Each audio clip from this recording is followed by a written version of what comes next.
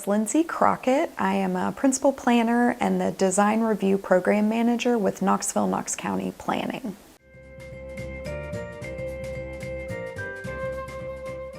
So I am in managing our design review programs. I staff the city and county historic zoning commissions. I manage our city and county's historic preservation programs, and I staff the design review board. I also oversee the middle housing standards, which is a development review within the city of Knoxville.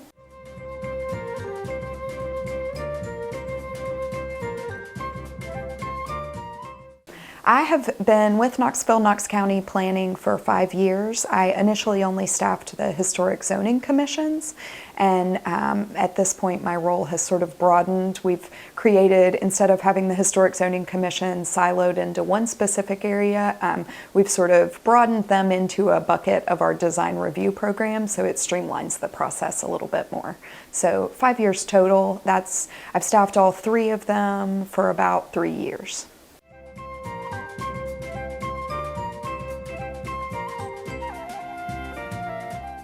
So I'll talk about the commissions and the boards, and then I can talk about planning staff. So the City Historic Zoning Commission is a 9-member appointed board. Those folks are appointed by the city mayor for their expertise in historic preservation, architecture, development, or local history. The Knox County Historic Zoning Commission is a board of 5 people that are appointed by the Knox County mayor for similar areas of expertise. The Design Review Board is a 10-member appointed board. Those folks are appointed by the City of Knoxville mayor. They have different sort of categories: folks that represent downtown businesses, downtown development, architecture, development, and then neighborhood residents. So those are the boards and commissions I staff. From Knoxville, Knox County Planning, I'm a member of the Planning Services team, and I believe we currently have between 5-6 planners. I'll let Allie clarify that a little bit more. And we have 1 administrative support and then an assistant planner that work in my program areas.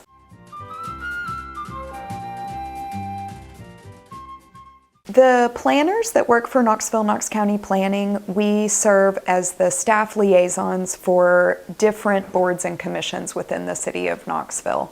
The Historic Zoning Commission and the Design Review Board, our role is to work with the applicants who are working in these different zoning overlays or zoning districts when it comes to downtown Knoxville.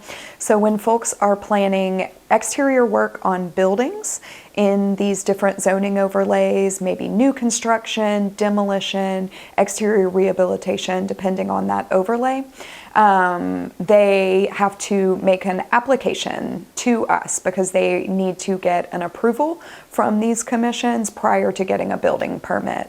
So we serve as the first step in the development process.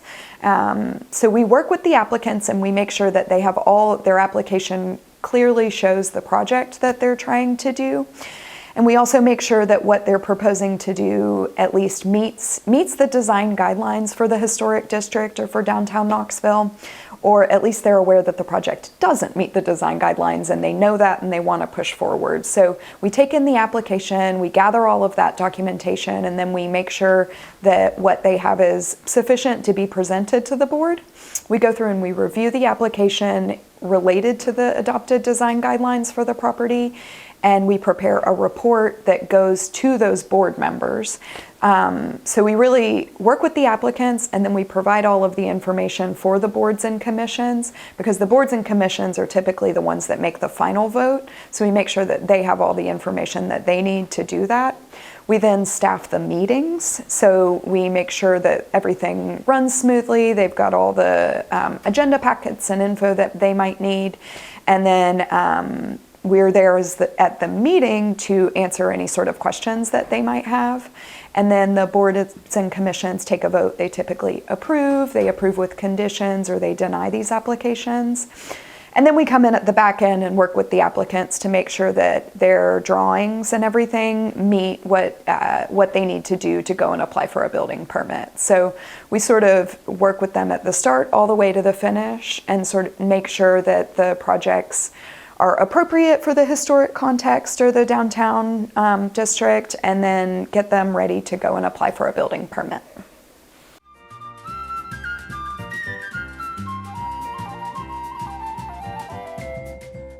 Sure. I think in terms of the historic districts, I think a lot of folks have misconceptions. I think especially when a new historic district is created, they think that the historic districts govern the use, when in general these are zoning overlays. So they just require an extra level of design review instead of controlling whether something could be used as have a residential use or a commercial use, stuff like that.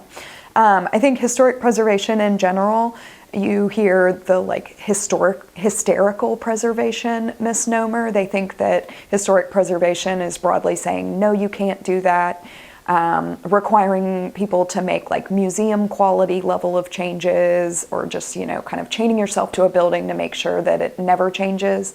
But in general, historic preservation is about working with and guiding change and responding to new technologies and new types of projects. So I think in general, they think it's a lot more dramatic than it is, when really it is, we're there to sort of work with the applicant and make sure that they're aware of everything and working within these guidelines before any sort of public review happens.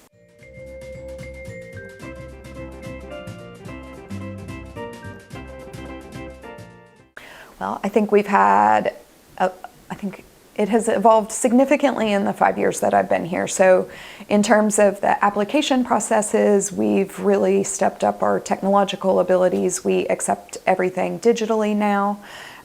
We have Zoom opportunities, so we don't expect everybody to come down to the city-county building multiple times in a month. So we have facilitated that significantly. I think in terms of construction and buildings and design, the building materials have changed pretty significantly in the last while, responding to different constraints in the construction industry. Wood is difficult to source. There are new types of composite materials, so we see a lot of different materials. And then the other thing I think is that a lot of the easy sites and the easy buildings and easy projects are already completed at this point.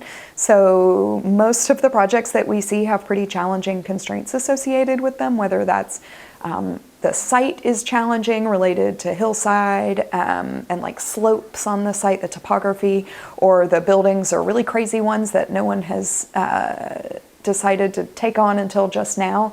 So a lot of the easy things are already dealt with. So we're dealing with some pretty challenging situations at this point, I would say.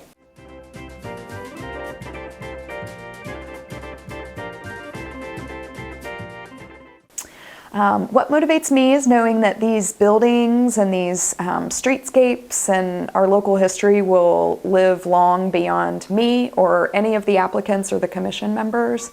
So being able to sort of guide that change and making sure that, guiding the change and being there for the short time that we can do that, and knowing that hopefully these buildings will outlast us.